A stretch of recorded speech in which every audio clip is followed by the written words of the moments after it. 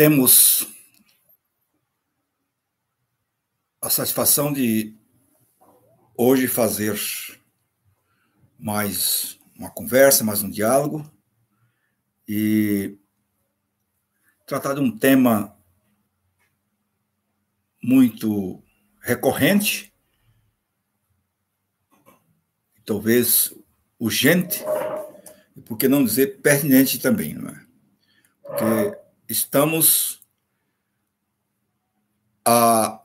numa época, ou de fato em algo que, num tempo, no espírito epocal, como a gente fala, é urgente em todos os sentidos, tanto no sentido intelectual, espiritual, cultural, político, econômico, social e assim por diante. Então, o que nós vamos tentar refletir aqui hoje é sobre esse movimento, essas três categorias, muito, eu diria assim, urgente, como já disse aqui, não é? Que é essa questão da normatividade, da institucionalidade e do mundo da vida. Ou do mundo vivido, como já muito bem refletiu, debateu sobre isso muitos filósofos, né, também teólogos, psicólogos, e nas várias frentes e correntes filosóficas, né, que eu acho que é um tema muito importante para sempre estar refletindo. E eu, no decorrer da minha fala aqui, espero que eu seja claro e que vale a pena também tabular esse diálogo e essa conversa.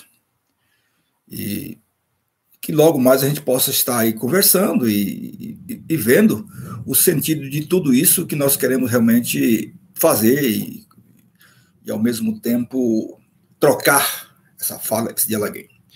Talvez eu já digo logo aqui que essa questão da normatividade é algo que ela vem já de épocas e de tempos e de muitas passagens, eu diria assim, de efeitos de ordens econômicas e de outros momentos também da história humana. Nós temos isso já desde que se organiza o primeiro sentido eu chamaria aqui de ordem política do mundo, né? Mas, mais precisamente, quando nós tomamos o conceito de cosmopolita, né? Ou, se quiser, com próprios gregos, que vem com o conceito de cosmo, que depois vira todo o sentido, o paradigma do cosmocentrismo. Por que eu estou dizendo isso? Porque ali vai ter o filósofo que vai pensar a política, é o primeiro que vai pensar a filosofia política, que é Platão, evidentemente depois seu discípulo Aristóteles. Platão, ele esteve todo o tempo de sua vida querendo achar algo que pudesse ser de tal maneira fixado que não pudesse ter relatividade, que não fosse contingente. Então, Aristóteles queria chegar a um princípio metafísico que não fosse, como é que diz assim, contingenciado pelos os efeitos da história. Então, ele chegou a um conceito metafísico da política. Então, o Platão, o que ele fez? Ele separa entre a facticidade com a normatividade. Então, ele fixa o conceito de política, o conceito de Estado, num princípio metafísico. E esse princípio vem correndo a cultura ocidental até os nossos dias. Isso tem trazido algumas consequências para o nosso viver em sociedade de muitos calibres, né? Que fazem a gente refletir até hoje, até o momento. Principalmente nos nossos dias, que nós estamos aí olhando mais para a ciência política e menos para a filosofia política, a meu ver. Né? O que significa isso? Significa dizer que, na verdade, hoje estamos num conflito entre normatividade e institucionalidade. Por quê? Porque o que tem no mundo da vida? No mundo da vida tem um conflito. E o conflito, quando ele não é normatizado, quando ele não é administrado, ele é, na verdade, o quê? Ele é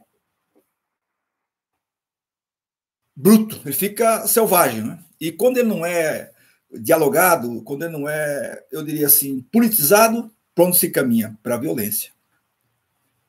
E esse mundo da vida é o mundo onde nós estamos, a sociedade onde nós acontecemos. Então, aí, nasce o Estado. Se tem o Estado, a sociedade civil e o mercado, esse triângulo aí, né? Muito bem. E quem nasce, a entidade que é criada para cuidar, ou seja, para regrar esse espaço, foi dado, principalmente na modernidade, para o Estado. E aí é um outro que nós podemos fazer outro dia, mas até que ponto o Estado, de fato, está sendo um agente de confiança para realmente regular esse espaço. Então, sem mais delongas, eu diria o seguinte nessa introdução. Por que nós assistimos um conflito hoje de normatividade e institucionalidade? Porque a cada momento que acontece um efeito de conflito que vira violência no campo social, entra o Estado com a normatividade, criando uma lei, criando uma PEC, criando um decreto, e aí vai a coisa para frente. Só que o que está a ver aí, a normatividade que não tem uma institucionalidade que dê conta de operacionalizá-la, ela fica voando no ar por aí. Basta a gente observar, por exemplo, a nossa LEP, a Lei de Execução Penal Brasileira, né? Do ponto de vista da formalidade, do ponto de vista da normatividade, é 10. Agora, quer testá-la? Vai em qualquer presídio nosso brasileiro para ver. É disso que eu estou falando. Então, por isso nós vivemos um conflito entre normatividade e institucionalidade. O lugar que se opera a institucionalidade, o lugar que se opera, melhor dito, a normatividade é na institucionalidade. É ali que se opera. E é esse conflito ou essa insuficiência que a gente vive. Então, eu não quero aqui estar provocando muito, mas é quase que nós vivemos uma crise de metafísica, se é que é possível isso na atual conjuntura.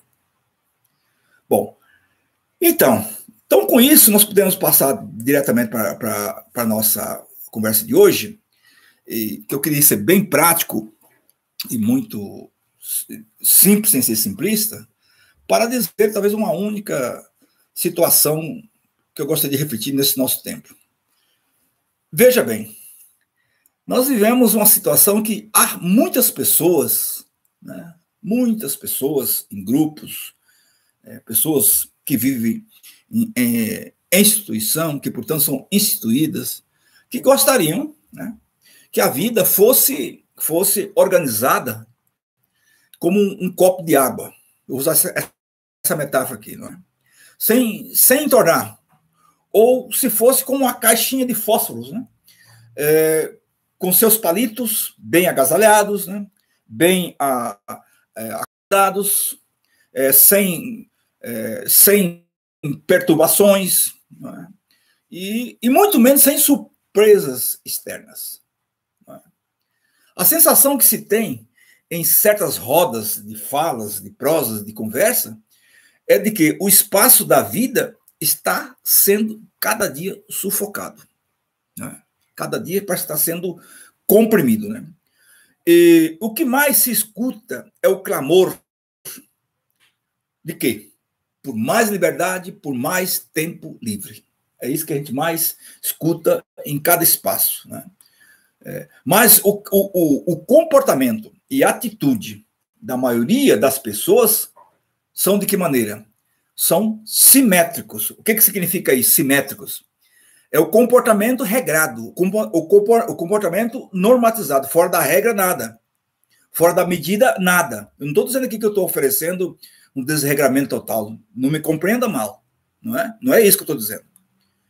Mas o fato que a vida regrada, a vida medida demais, ela pode virar uma caixinha de fósforo, sim. Eu diria que as pessoas que quase sempre, né, agem sob o império aqui da normatividade pura e simples, tudo tem que estar na caixinha de segurança e sem perturbações externas para a vida, e pode até ser interessante, não resta dúvida disso. Grande parte dos nossos conflitos surgem dessa tensão, do regrado e do vivido. Pode achar que não, mas Se a gente vai analisar bem direitinho, está lá o problema, né? O mundo da vida e aqui o mundo do sistema estão em conflitos permanentes, causando dor nas pessoas, e ele muitas vezes é causado pelo peso da o quê? Da dureza institucional. Agora eu falei que o mundo da vida, não foi? É o mundo onde nós acontecemos, onde nós vivemos, onde está o espaço dos nossos sonhos, dos nossos projetos, né? Enfim, aí é o mundo da vida. E quando eu falei o mundo do sistema, vamos ser bem direto, que é o mundo da produção, o mundo da economia, o mundo dos negócios, enfim, é o mundo do mercado, para ficar mais claro aqui. Então, com isso, eu diria que, na verdade, grande parte desses conflitos, como já disse, são dessa tensão entre mundo da vida e mundo do sistema. Eu gostaria que a gente ficasse bem ligado a esses dois movimentos aqui. Tá? Bom, se de fato isso tem sentido, então, frente a esta, vou chamar aqui, a esta conflitividade, eu chamaria aqui humana política, então faz sentido falar de quê? Falar da vida? Falar do cosmos? Falar do universo? Falar de metafísica? Falar de existencialismo? Sei lá de que falar, entende? Mas a pergunta que fica para nós aqui, radicalmente falando agora, é o seguinte: por que a gente fala tanto aí de leveza institucional?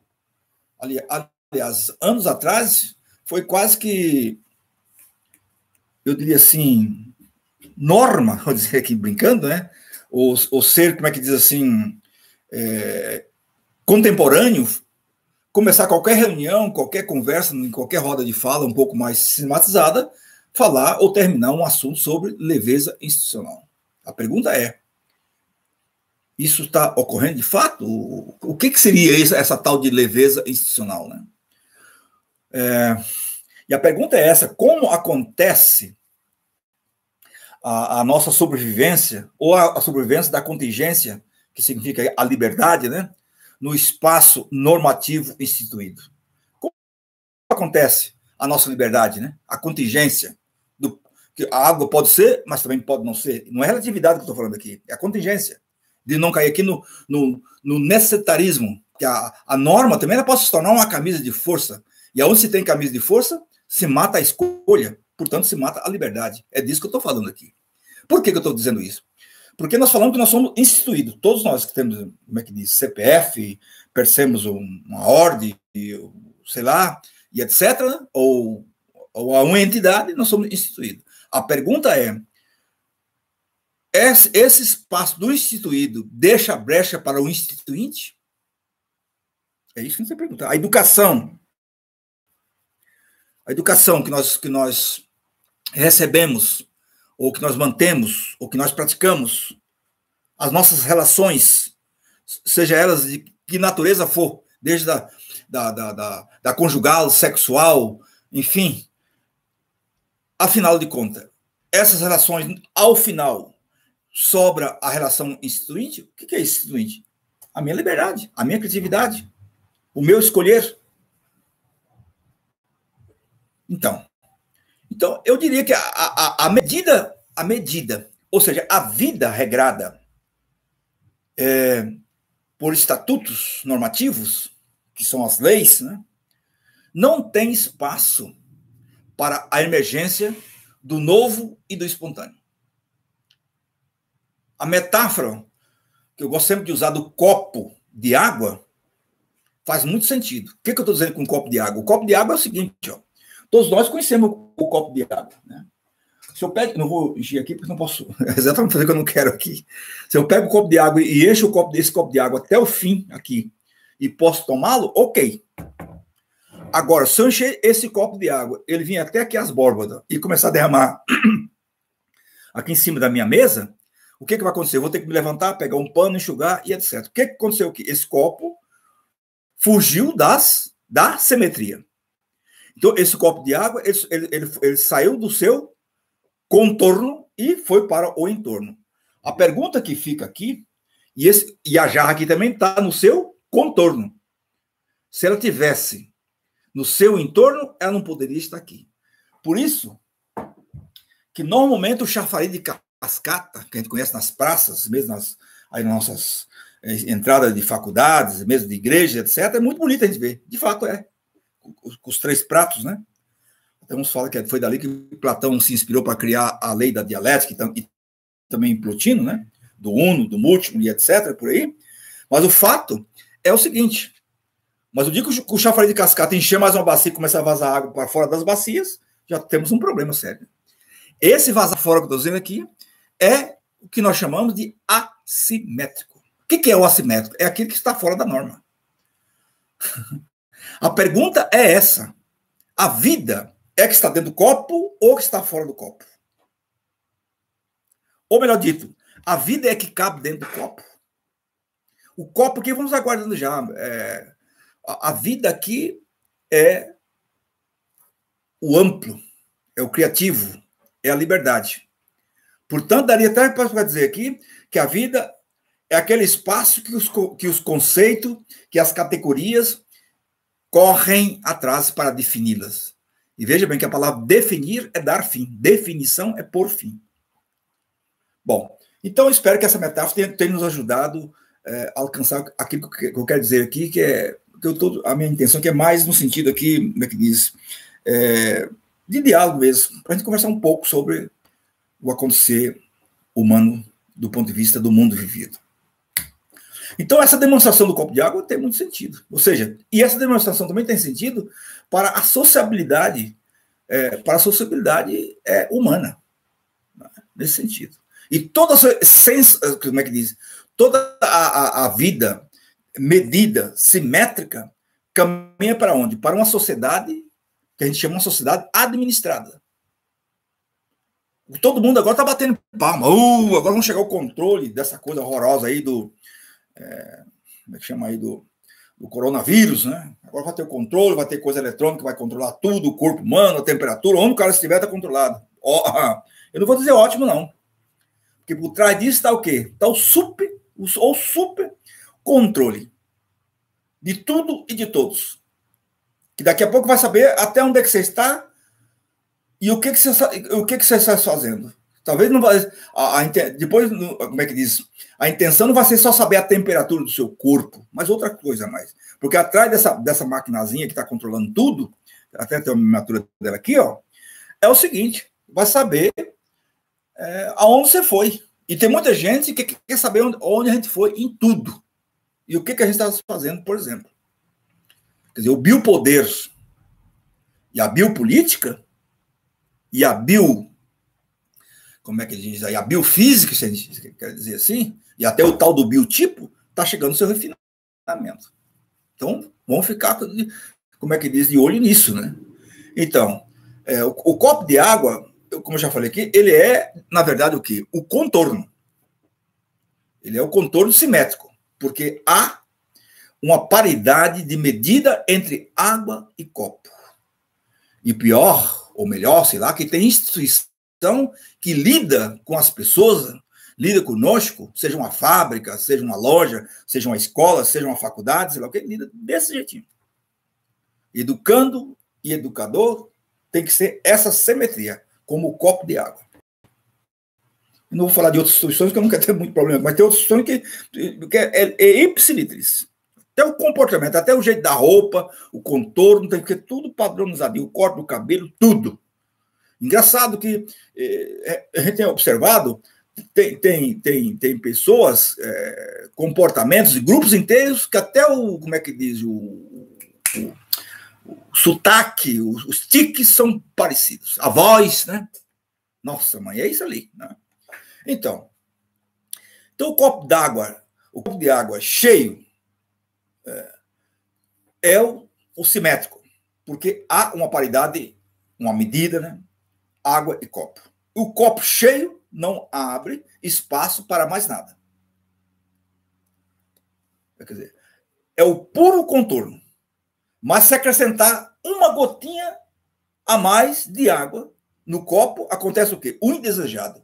O que é o indesejado? Nesse caso, o entorno. O derramamento. O entorno total. A pergunta que fica aqui é o seguinte, é muito simples desse ponto de vista. Por exemplo, uma pessoa que está encantada, está, como é que diz, apaixonada por outro, ou por outra, sei lá, não é? É simétrica? Prestemos atenção nisso. Isso que tem que se pensar. A vida, como tal, não suporta contorno. A vida, como tal, não.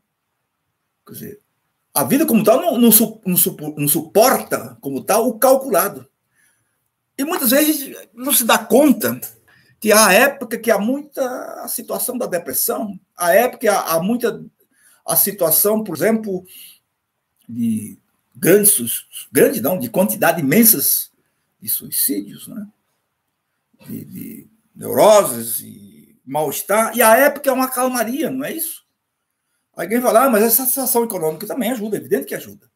Mas por que tem países que, do ponto de vista econômico, estão, eu diria assim, totalmente resolvidos na sua situação e o esbandar de depressão e mal-estar uma desgraça total? Porque muitas vezes o organizadinho, o estritamente organizadinho, não significa a vida beleza. Então, a vida como tal não suporta contorno calculado. Eu torno aqui frisar isso aqui. Porque a vida, em sua desenvoltura, como nós sabemos, a vida é o espaço sempre da novidade. E só desenvolve quando ela entorna. Ou seja, quando ela, na verdade, faz o quê? Sai fora do conceito fixo, quando a vida sai da sua definição. E a definição aqui da metáfora que eu estou usando é o copo. O copo é o fixo. O copo não muda nada, o copo é o copo eternamente. Não é? Então, pôr a vida no copo, ou dentro do copo, é matar, é acabar com a vida. É sistematizar a vida. É administrar a vida.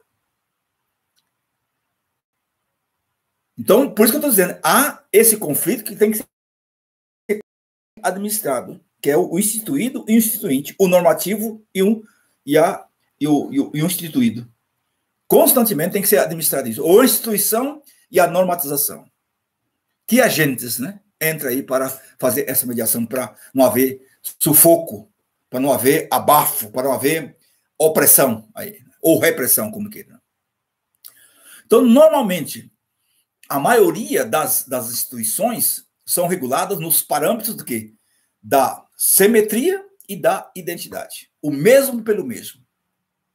E nós somos educados na identidade. Nós somos educados na identidade. Nós temos problema com o diferente. Nós temos problemas com o adverso. O que não é o mesmo para nós é estranho. O estranho tem que ser eliminado. Infelizmente. Fomos educados nesse sentido. Então, a regra simétrica, torna aqui a frisar, não permite de maneira nenhuma a manifestação do acaso. Aliás, essa categoria acaso é uma categoria também que bate duro na nossa cabeça. Porque nós queremos tudo explicado, né? Nós queremos tudo arrumado, né? Nós vamos perceber que os grandes acontecimentos da vida ocorrem inesperadamente. Não estavam previstos para serem realizados naquela circunstância, naquele momento histórico, naquela condição tal. Os acontecimentos inéditos da vida não estavam escritos em lugar nenhum. E aí quando vem uma explicação externa, mas estava, tal. Quer dizer, esse estava, isso é arranjo. Porque a gente não aguenta ficar no assimétrico, então já vai dizer que já estava determinado. Quer dizer, não dá. Não dá, porque aí é matar exatamente a nossa condição de liberdade. Bom, a vocação, daí para dizer assim, humana, não é algo planejado. Não é algo pronto. Aliás, o ser humano não é algo pronto. O ser humano é algo inacabado. Por isso que o ser humano é esse ser que quer sempre mais, quer ser mais. É um ser que não se sente suficiente e nem está completado no presente. Essa é a questão. Mas é algo que acontece sempre de surpresa e na surpresa. Como já dizia o filósofo Aristóteles. O tauma, que é o susto intelectual, né? O espanto, né? Isso não está planejado. E quantas coisas nos ocorrem, tanto positivamente como negativamente, que de repente, opa, e aí? Né? Esse opa faz com que você se reconstrói, faz com que você se repõe, enfim, que você faz um outro caminho, uma outra metodologia, até num trabalho científico. Quantas vezes você chega a uma conclusão que você vai olhar que tudo aquilo que você desenvolveu, opa, aqui tem um problema muito sério na minha tese, tem que retomar tudo de novo. É assim.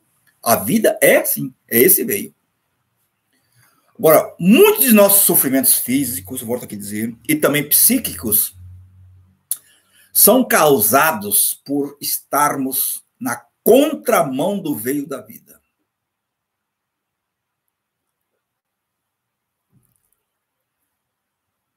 Gasta-se uma vida inteira andando na contramão. E quem anda na contramão nós já sabemos, né? É trombada na certa. E quem se tromba, se sai com vida no final, ok. Mas normalmente não sai, né? Então a vida é um movimento, eu vou dizer aqui entre aspas, guiado pela alteridade, sem o abrigo do conceito lógico-gramaticado, que é uma convenção que nós, seres humanos, adotamos para regrar o movimento da vida. Então, ficamos claros que o conceito é algo coagulado. O conceito é algo parado. Ele não tem movimento. O conceito é o copo. O conceito nunca dá conta da realidade. Então, quem tem conhecimento não é quem tem como é que diz, um balaio de conceito na cabeça. Isso, qualquer biblioteca tem isso aí. Quem tem conhecimento é aquele que tem a capacidade espiritual, hermenêutica, de estar aberto à realidade, à nervura do real, como disse a nossa filósofa Marigrande Chauí. Então, a criatividade humana é o entorno, é a água que derrama do copo, né? Sem controle simétrico. Né? Está muito em voga, né, falar que estamos numa época de crise institucional. Hoje mesmo ainda escutei essa afirmação muito forte. Então, estamos agora num momento de crise institucional. Isso é verdade. Não podemos negar isso. Isso é verdade. Mas o correto mesmo, ao meu ver, seria falar que estamos, o quê? Esperando ou superando uma convenção instituída. É isso aí. Falar em crise institucional seria falar que nós estamos esperando como é que diz? A superação de um paradigma, de uma conceituação, chegou o seu tempo. As brigas, até pedagógicas, né? Você vai vasculhar, vai olhar direitinho, é isso. É alguém que não quer mudar de conceito. Ponto final.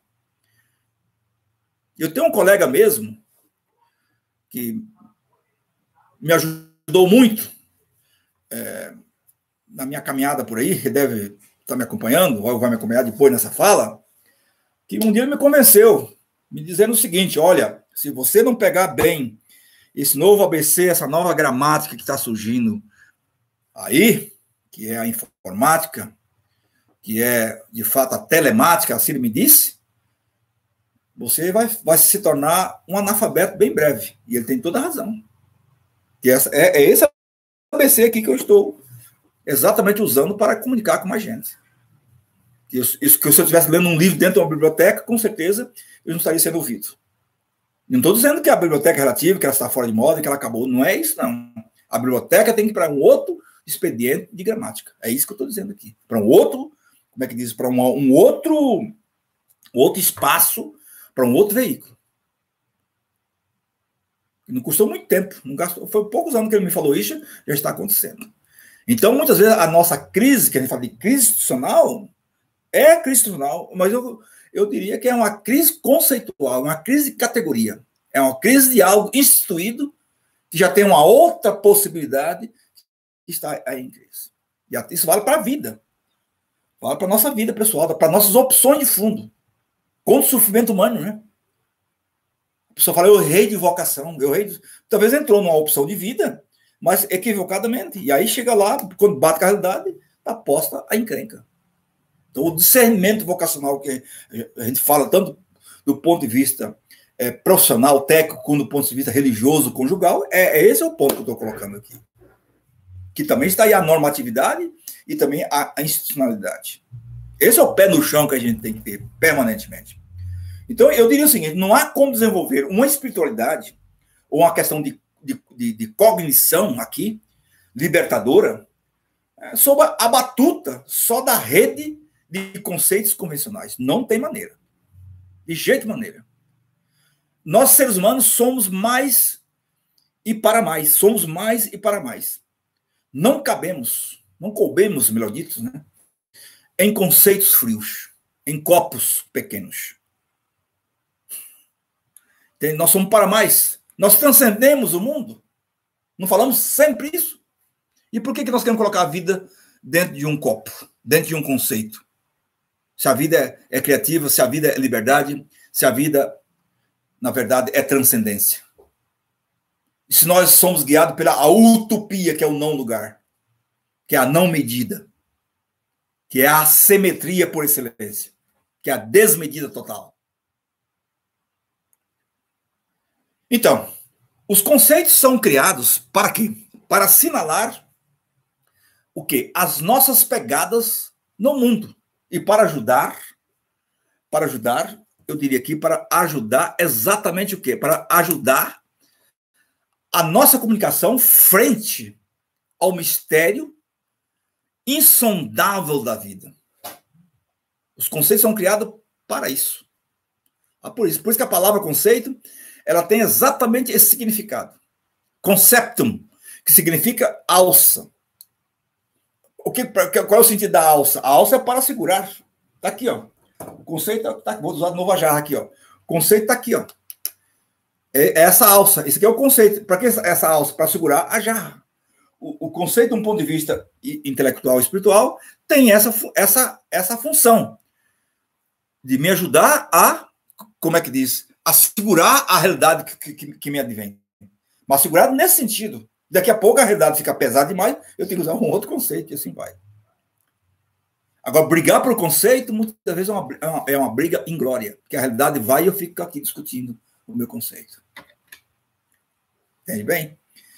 Então, por isso é preciso ter muito e muito pudor no uso dos conceitos para não transformá-los, né, em grandes problemas de ordem epistêmica e também de ordem psíquica.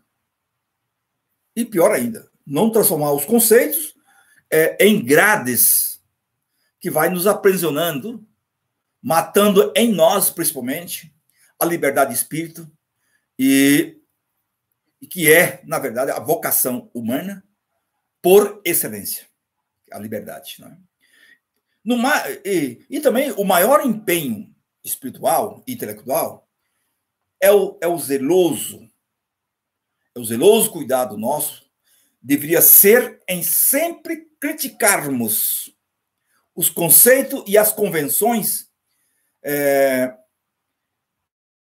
com o intuito mesmo de nunca deixar que a vida seja aprisionada neles e por eles. É o que nós chamamos de desconstrução. A desconstrução não é destruição. A desconstrução é ir num texto, criticar o texto e sair com outro texto. E esse outro texto é criticado. É isso que é a liberdade humana, é isso que é a criatividade espiritual e intelectual. Agora, você ir num texto, ler um texto e ficar batendo palma para o texto, mas não significa que esse outro texto, que você tira do texto, ela é negativa. Não. O texto bom é aquele que te dá outro texto. Agora, tem gente, ou tem pessoas que quer escrever um texto tão hermético, tão fechadito, tão amarrado, para que ninguém possa não dizer mais nada sobre ele, apenas só dizer que belo, que bom, você é um cara batuta mesmo, entende? Não, conceito assim, tem a mesma função do caixão lacrado. Não mostrar nada que está dentro. Desculpa que é metáfora, mas é isso que tem que se dizer. E muitos espaços que eu conheço por aí, não passa disso. Discurso para mortos e lacrar caixão. O trabalho da inteligência é manter uma boa relação dialética, portanto, de diálogo, entre o instituído e o instituinte. Sempre. A fim de garantir o quê? A liberdade como emergência do novo. O novo está sempre aí. O velho é que tema de não deixar o novo nascer. Mas o novo vai nascer. Mais tarde ou mais tarde ele vai nascer. O velho morreu. O que dá motivo para criar as instituições é a manifestação do espírito, não é isso? Que é sempre novidade em marcha. O espírito é que é sempre a novidade em marcha. E aqui se deu o nome que quiser. O rei que chamou de razão. Quando ele viu Napoleão, chegou até a chamar de razão montada a cavalo, né? O espírito absoluto e tantos outros nomes que ele foi chamado. Agora, o problema é quando esse espírito diz que ele chegou à sua volta final, né? Quando esse espírito ele vira algo, que ele deixa de fazer as suas voltas, aí é problemático. Ou quando alguém é dono do espírito. Que toda a instituição que ela se pedrifica, que ela se instrumentaliza, ela mata o próprio espírito. É simples assim. Todas as instituições. É isso que eu estou dizendo aqui. Ela vira copo. O que deve animar as instituições é a dimensão do mundo vivido. Portanto, é o vivido. E não o contrário. O espírito é o movimento da vida. É o criador, o movimentador da dinâmica humana permanente. É muito mais cômodo viver, olha, veja bem, é muito mais cômodo viver no espaço medido, né? Do que viver na direção do novo. É muito mais fácil viver entre muros. É muito mais fácil viver, como é que diz, bem protegido, bem uniformizado, com a mesma identidade, com o mesmo cacuete. É mais fácil. Evidente que é mais fácil do que abrir as portas. Manter o instituído é uma questão administrativa e de poder. Ponto e simples. Manter o instituído. E muitas vezes aqui está a grande questão do uso da força. Que é o biopolítico está aí em volta. O perigoso de tudo isso é quando mensurado toda essa questão, é quando mensurado e poder vão caminhando por aí. Mas é quando a medida, ou seja, o simétrico e o poder se identificarem numa posição vertical, que é o que eu estou acabando de dizer aqui. Entende? E nessa identificação que surgem os mais variados tipos de totalitarismos. É aqui que surge o totalitarismo. Né? Que significa a fixidez do poder. Na mão de um ou na mão de alguns. Impedindo que a movimentação ou os movimentos das ações. O que são as ações? As ações são as dimensões do instituinte. São cada um de nós, cada uma de nós. E quando se regra tudo isso, tolhe em nós o quê? A liberdade, a nossa capacidade de agir com nossa própria escolha. Isso que é o perigo. Aí você pode falar, mas então você quer soltar? Não, não. A nossa senda, o nosso rumo, são duas coisas, a ética e a utopia. Essa é a diferença. Não precisamos a ética. Entende bem? Por isso que tantas vezes se grita a ética na política, a ética na política. Esse é o sentido disso daqui.